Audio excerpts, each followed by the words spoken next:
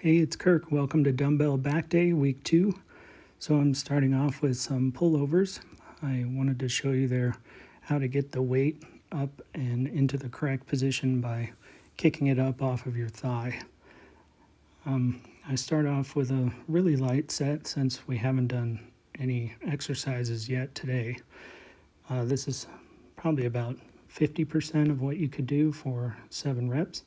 And then we're going to move up to a heavier warm-up set. I do this one for a set of 10. Then the second warm-up set I just do for a set of 5. I try not to wear myself out for the failure set.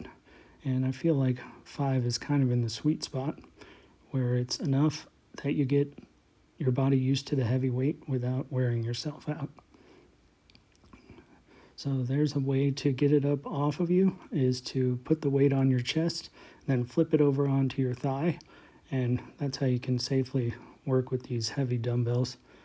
That is one way to do it. I'm not saying it's the right or the wrong way, but it's a way that I figured out. And then as you lift it up to your thigh, it also lifts your back up, helps you up off the bench. Good news, I got all 7 this time, so I need to go up and wait. Now I'm doing wide grip lat pull downs. Use the wide grip to get wider. Young guys and old guys like me too like the look of the V taper. So if you really want your lat spread to get wider, do some wide grip pulls. For now, I'm working more on getting a lot of reps, so I'm doing it on the lat pull down machine rather than pull-ups. But I'll switch that later. So there's where I get to failure, and then hold the tension, and then hold to the count of 4. 1, 2, 3, and now hold to the count of 4. And there's my beyond failure set. It's fun to squeak out of this machine. I love how it lifts you up. So this is onto one arm dumbbell bent over rows, or just rows for short. And so I always try to come all the way up and touch the chest. It's okay to have a little bit of momentum. And I couldn't find a better camera angle. My apologies for what's coming, assing your face. But this is how I really do it.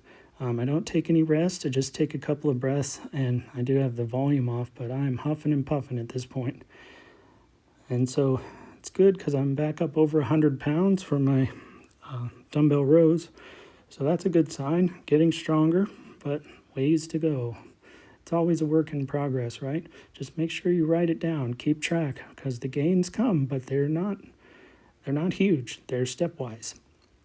Now I'm doing some wide grip lat pulls that are, some wide grip rows, which are again to work on some width and some thickness in the traps. Doing wide grip on purpose just to change things up. I did narrow grip on the previous workout. That way we're working not only all the muscle groups, but all the delineations within each of the muscle groups, especially in the back, which has an extremely complex set of muscles.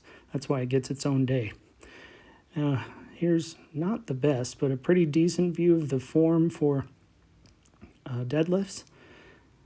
And then here comes my failure set.